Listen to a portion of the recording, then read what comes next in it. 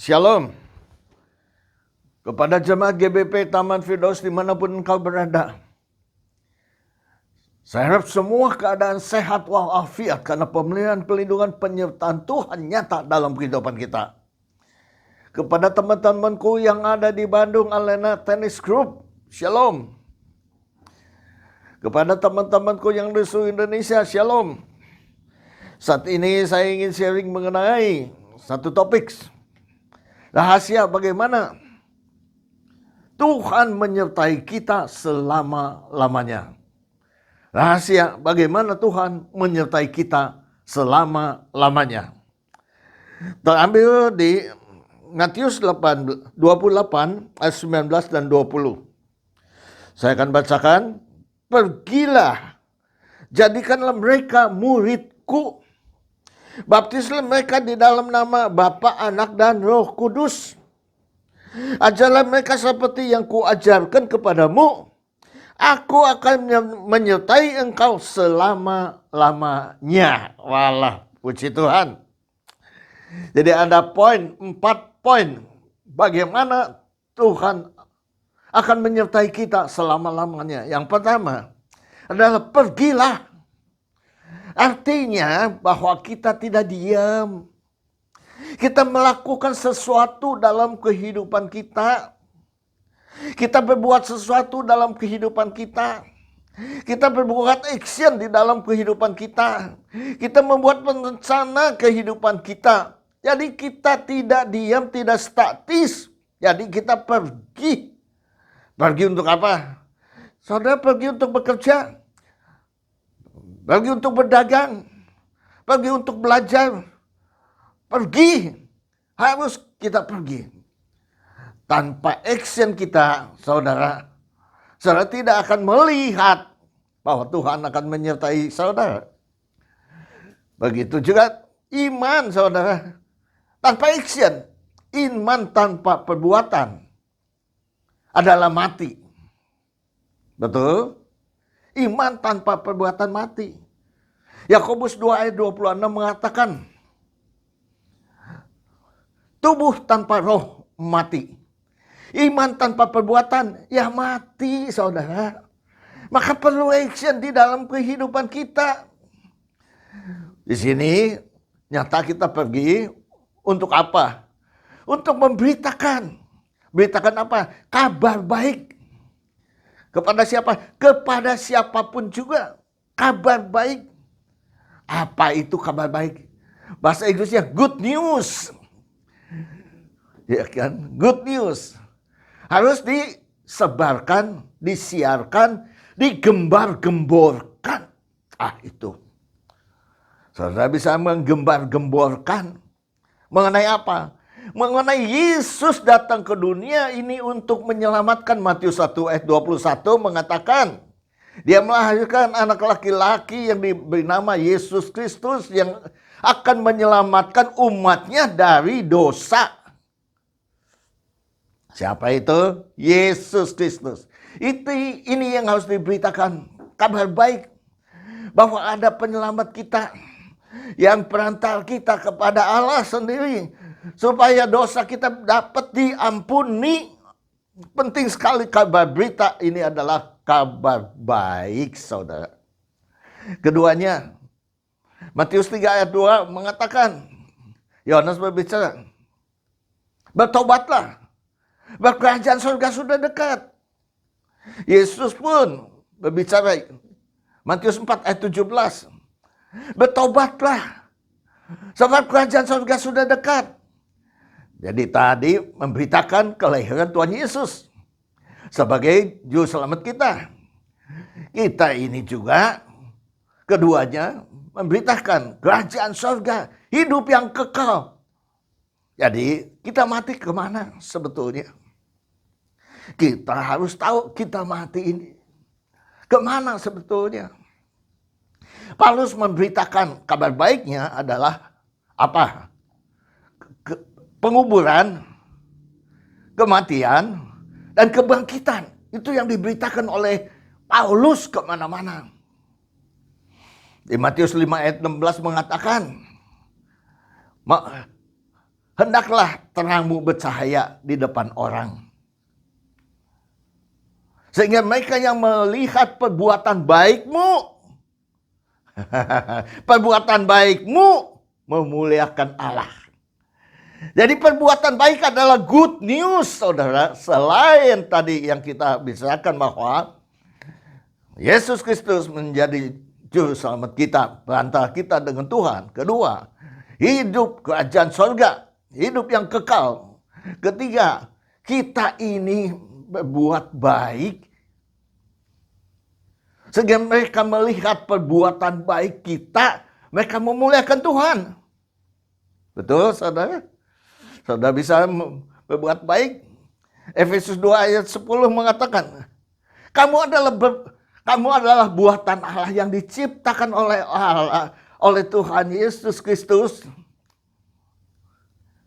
yang sebelumnya telah disiapkan untuk perbuatan baik, sehingga engkau harus hidup di dalam perbuatan baikmu, saudara. Jadi perbuatan baik itu menjadi satu di dalam kehidupan kita. Ada seorang penginjil, dia datang ke satu desa, dia membantu pertanian di sana karena dia insinyur pertanian, tetapi penginjil. Dia bantu. Yang tadinya sawah 1 hektar misalnya 1 ton. Dibantu cara-caranya sehingga 2 ton, saudara. Bahkan sampai 3 ton. Dia membantu desa itu berbuat baik bagi mereka. 7 tahun kemudian mereka tahu bahwa dia itu percaya kepada Tuhan Yesus Kristus. Bahwa dia itu penginjil. Saudara tahu, satu desa semua bertobat menerima Tuhan Yesus satu-satunya dalam kehidupannya. Bagaimana dengan kita? Kita pergi untuk apa? Sekolah. Kabar baik beritakan. Apa yang Tuhan berikan kepadamu, saksikan kepada dia. Saya bertobat, Tuhan sembuhkan penyakit saya. Kemana-mana saya memberitakan kabar baik bahwa Tuhan telah sembuhkan saya. Tuhan telah sembuhkan saya. Tuhan telah sembuhkan saya. Saya ceritakan mengenai penyakit saya yang tidak dapat sembuh-sembuh. Tetapi setelah saya menerima Tuhan Yesus Kristus dan penyakit saya sembuh, saya beritakan ini. Itu good news. Kabar baik. Jadi bersaksi itu kabar baik.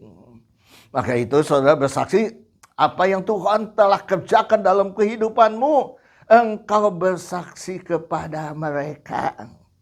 Betul? Bagaimana engkau bersaksi kepada mereka? Apapun yang kau terima dari Tuhan, kau saksikan. Itu namanya good news kepada mereka.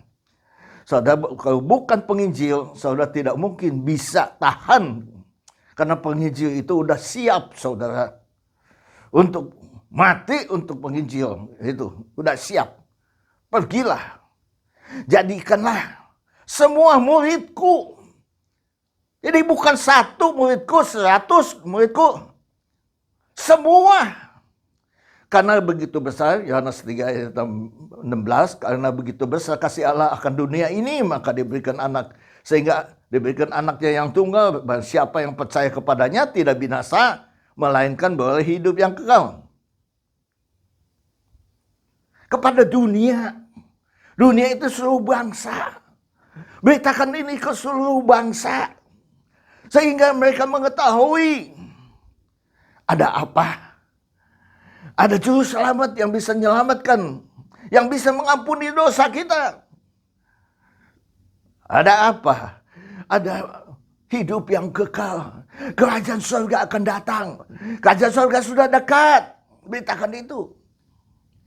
Seorang penginjil dari orang Malaysia, dia katakan dalam 7 menit bertobat.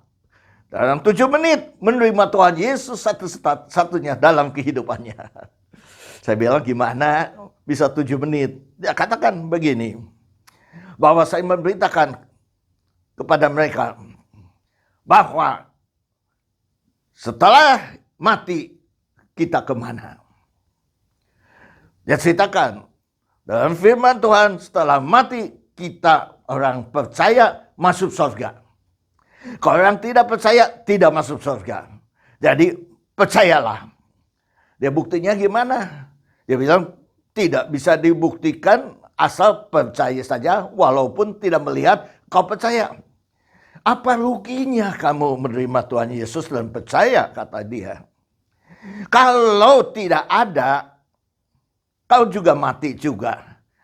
Dan tidak tahu engkau mati kemana.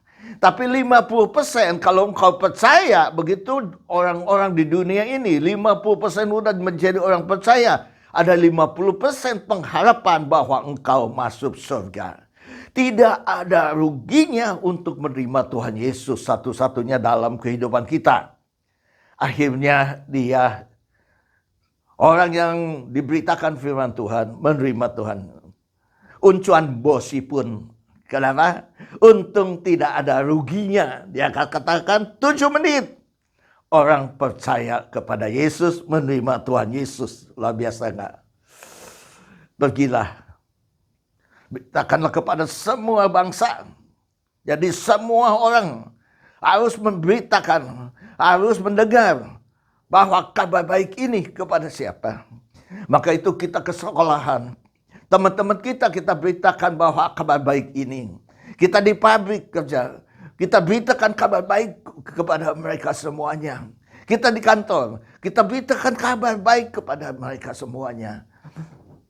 Untuk mereka menerima Tuhan Yesus atau tidak, itu urusan mereka sendiri, tanggung jawab mereka sendiri. Dan percaya Roh Kudus akan bekerja sampai mereka bertobat.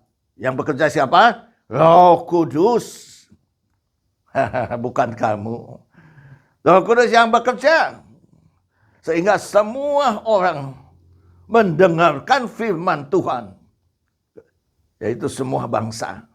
Pergilah. Jadikanlah semua bangsa muridku. Kenapa jadi murid? Bukan jadi pengikut. Kalau murid itu diajar, mengajar, melatih mereka. Supaya mereka mengetahui. Mereka berdasar. Mempunyai dasarnya. Kalau kita baca di Lukas 6 ayat 48-49 mengatakan demikian. Aku berbicara kepada kamu. Kalau kamu mendengar dan melakukannya, engkau seperti membangun sebuah rumah dan menggali dan membuat dasar dengan batu. Sehingga waktu banjir datang, rumahnya kokoh, tidak rubuh. Tapi kalau kamu tidak mendengarkan aku dan tidak melakukannya, kamu seperti mendirikan rumah di atas tanah. Waktu banjir datang, saudara, apa terjadinya? Rumahnya hancur, rusak. Kamu mendapatkan kerugian yang besar. Kerusakan yang besar. Itu harus ada dasar, saudara. Kalau kita tidak ada dasar firman Tuhan, mungkin dasarnya bahwa berkat, saudara. Begitu saudara menderita, saudara bisa bunuh diri, saudara. Saudara bisa meninggalkan Tuhan. Saudara bisa tidak percaya kepada Tuhan. Jadi kita harus belajar dan mengetahui bagaimana Tuhan beracara di orang-orang percaya. Bukan kesenangan saja, penderitaan juga kita terima. Ayub mengatakan, apakah aku menerima baiknya saja dari Tuhan dan aku tidak mau menyangkal segala yang jeleknya dari Tuhan. Hujan, semua orang juga kena hujan. Panas, semua orang juga kepanas. Cuman saya pandang kita itu berbeda, luar biasa. Waktu hujan, puji Tuhan. Kenapa? Karena tanah-tanah semua jadi subur. Kalau panas, puji Tuhan, cucian-cucian jadi kering.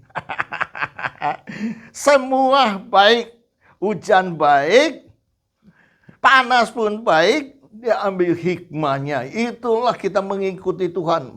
Penderitaan juga kita mengikuti Tuhan, itu baik bagi pertumbuhan iman percaya kita kepada Dia. Jadi harus berdasar. Seperti firman yang ditaburkan. Matius 13 ayat 1 sampai 31 mengatakan perumpamaan mengenai firman Tuhan. Perumpamaan yang diupamakan bahwa firman yang jatuh di mana? Di tempat, di pinggir jalan, saudara. Waktu kita mendengar firman Tuhan dan kita keluar, udah luar gereja, sudah lupa, saudara. Karena iblis merampasnya. Firman Tuhan yang jatuh di batu-batu. Firman Tuhan kita terima, kita sukacita menerimanya. Tetapi tidak berakar, saudara. Sehingga layulah firman yang jatuh di semak berduri. Firman itu bertumbuh. Tetapi karena desakan, dempetan dari semak berduri itu mematikan firman itu. Tumbuh-tumbuhan itu. Saudara bayangkan aja. Berarti waktu kita menerima Tuhan, anak penganiayaan dalam kehidupan kita, kesengsaraan, penderitaan, kita bisa murtad kepada Tuhan. Jadi firman itu atau tumbuh-tumbuhan itu harus tumbuh di tempat yang subur. Tanah yang subur, hati yang subur, yang bisa menerima. Sehingga tumbuhan-tumbuhan itu akan bertumbuh 30 kali persen atau 30%, 60%, bahkan 100%. Jadi harus berdasar. Jadi harus menjadi murid. Ingat baik-baik, kita harus menjadi murid, saudara. Kita harus berdasar dalam kehidupan kita. Setelah itu apa? Baptis. Hendaklah engkau baptis. Baptislah mereka dalam nama Bapa, Anak, dan Roh Kudus. Baptis. Baptis artinya baptiso. Baptiso itu diselamkan, dicelup. Itu baptis. Tapi pada zaman itu, Tuhan Yesus belum bangkit. Baptis artinya berani mati untuk Yesus. Luar biasa enggak? Baptis itu berani mati untuk Yesus. Menerima siksa andang aniaya sampai mati. Seperti tentara masuk. Kita masuk menjadi tentara, itu udah siap untuk mati. Nah itu penginjil, saudara-saudara, bukan penginjil. Kalau saudara bukan penginjil, percuma. Saudara beritakanlah kabar baik. Saudara, good news, kesaksian-kesaksian, saksikanlah kepada mereka-mereka supaya mereka percaya dan bertobat melalui kesaksian-kesaksianmu. Seorang Arab mengatakan, saya menginjil di negara Arab. Penginjil ini, saya sudah siap untuk mati. Nah, itu penginjil, saudara.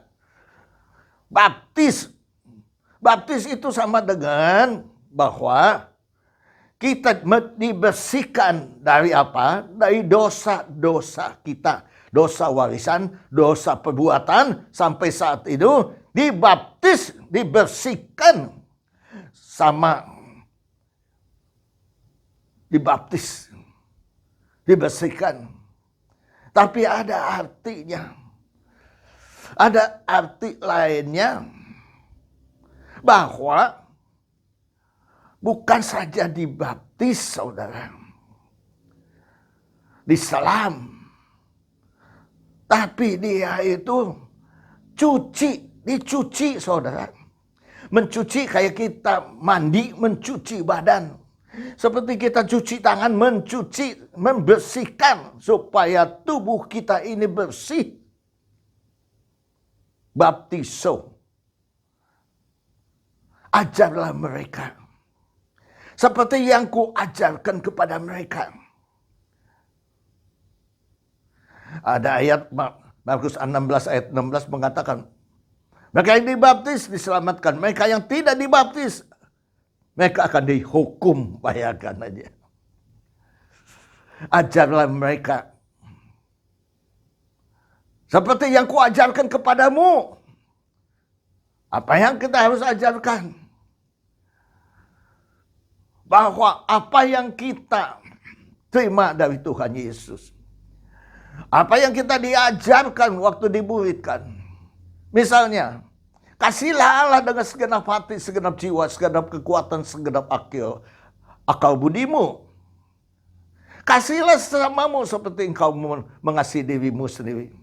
Ampunilah mereka seperti engkau mengampuni orang lain. Jadi mengampuni seperti Tuhan yang mengampunimu juga. Mengalahlah. Berkorbanlah. Itu Tuhan ajarkan kepada kita. Filipi 4 ayat 9 mengatakan, siapa yang telah menerima pelajaran dan siapa yang telah menerima daripadaku, siapa yang telah menerima, telah mendengar, dan siapa yang telah melihat, lakukanlah itu. Jadi apa yang Tuhan berikan kepada kita, kita lakukan dalam kehidupan kita. Maka apa? Allah sumber damai sejahtera akan menyertai kamu kalau engkau menerima pelajaran. Kalau engkau mendengar dan melihat dan engkau melakukannya, Allah yang sumber damai menyertai kita, saudara. Luar biasa enggak? Luar biasa. Dialah Allah damai sejahtera. Kita ingin hidup damai sejahtera dalam kehidupan kita. Allah kita akan menyertai kita selama-lamanya. Untuk apa Tuhan Yesus menyertai kita selama-lamanya? Waktu kita memberitakan firman Tuhan kepada siapa-siapa saja. Waktu ada pergumulan-pergumulan, Tuhan turut campur tangan dalam kehidupanmu sehingga engkau akan melihat mujizat-mujizat terjadi, bahwa engkau melihat Tuhan Yesus baik dan engkau diberikan jalan keluarnya. Paulus dan Silas masuk ke penjara, belenggu-belenggunya dilepaskan, Petrus jalan di atas air, Daniel masuk ke gua singa, dilepaskan singa tidak memakan dia. Sadrak, Mesak, Abednego masuk ke perapian dan perapian tidak menghanguskan dia. Allah menyertai dengan manifestasi yang kita bisa lihat dan kita bisa alami seumur hidup kita, selama-lamanya. Waktu kita memberitakan kabar baik, Tuhan turut campur tangan untuk mendatangkan kebaikan kita kepada mereka yang dikasihinya, kepada mereka yang dipanggil dalam rencana Tuhan. Puji Tuhan, saudara, Tuhan akan menyertai kita. Kalau engkau menerima 4 hal, pergilah. Jadikanlah semua bangsa murid. Baptislah mereka. Ajarlah mereka. Seperti yang kuperintahkan, seperti yang kuutus kepadamu. Dan Allah, Tuhan, akan menyertai kita selama-lamanya. Puji Tuhan. Saya ingin supaya Tuhan menyertai kita selama-lamanya.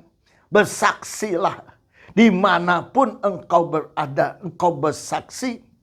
Apa yang kau alami, kau ceritakan. Saya ceritakan kemana-mana. Saya bersaksi kemana-mana. Sehingga ada orang bertobat, saudara, menjadi orang percaya. Saya teringat juga waktu saya ke Pontianak. Ya, ikut dengan gereja misi penginjilan. Padahal kita memberitakan kabar baik.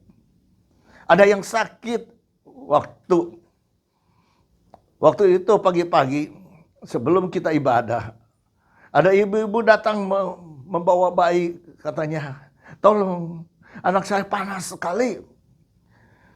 Panatua saya menyuruh saya untuk mendoakannya. Saya doakan dalam nama Tuhan Yesus. Dokter di atas segala dokter, tabib di atas segala tabib. Jadilah sembuh, jadilah tahir. Amin. Sudah? Ya sudah. Urusan dia dengan Tuhan. Saya sudah mendoakan, kewajiban saya sudah lakukan. Waktu ibadah jam 9, jam 8, jam 9. Ibu itu datang dengan anaknya dan katakan, terima kasih Pak, anak saya sudah sembuh dari panasnya. Luar biasa, luar biasa. Waktu kita penginjilan ke sana, kita naik perahu, menyeberang. Waktu kita naik perahu, tukang perahunya bercerita dengan teman saya di situ. Teman saya memberitakan kabar baik. Ternyata orang itu mau bunuh diri, saudara. Setelah kabar baik diberitakan kepada dia, dia bertobat, menerima Tuhan Yesus dan membatalkan bunuh dirinya, saudara. Ingat baik-baik. Kalau saudara ingin melihat kemuliaan Tuhan, manifestasi Tuhan, saudara harus dibaptis. Dibaptis artinya hidup kudus karena Tuhan Yesus kudus. Hidup sempurna karena Tuhan Yesus sempurna. Hidup mulia karena Tuhan Yesus mulia adanya. Itu. Nah, kalau kita hidup dengan benar dalam kehidupan kita, saudara memberitakan kesaksian-kesaksian, memberitakan firman Tuhan, pasti Tuhan turut campur tangan untuk mendatangkan kebaikan kepada kita semuanya. Sehingga setiap orang akan mendengar kabar baik. Semua bangsa menjadi murid Tuhan. Dari murid Tuhan yang 12 orang, sekarang 50%. Sekian miliar orang sudah menjadi orang-orang percaya di dunia ini. Hebat, hebat saudara. Yang praktis sekali untuk memberitakan firman Tuhan adalah membuka sekolah, saudara. Mengajarkan kepada murid-murid. Saya di Cianjur setiap tahun kurang lebih 150 sampai 200 orang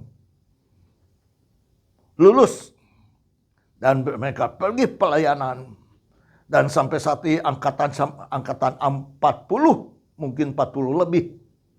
Berapa banyak, berapa ribu orang memberitakan firman Tuhan di seluruh Indonesia, saudara. Itu yang praktis sekali. Luar biasa. Sehingga saya berangkat ke sini, ini ada teman sekolah. Ke sana, oh itu gembala sidangnya teman sekolah, angkatan 8, angkatan 5. Saya ini angkatan kedua. Puji Tuhan. Tuhan memberkati.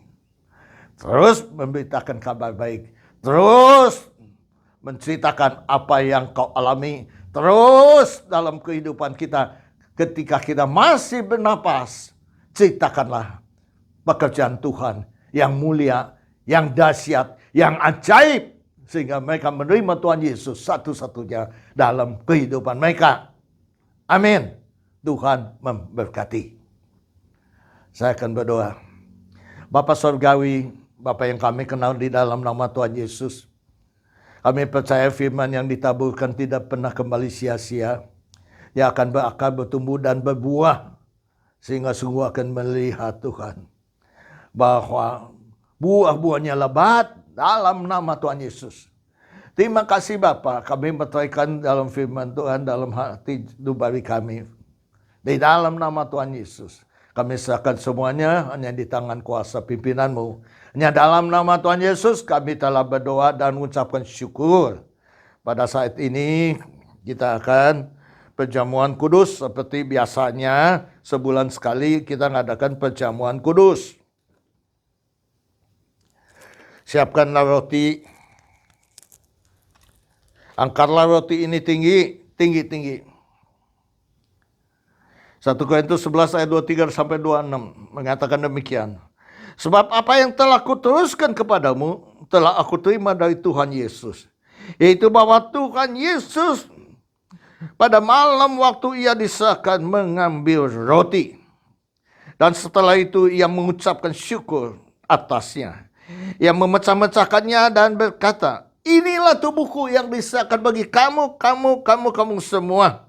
Perbuatlah ini menjadi peringatan akan aku. Dalam nama Tuhan Yesus Kristus, mari kita bersama-sama memakannya.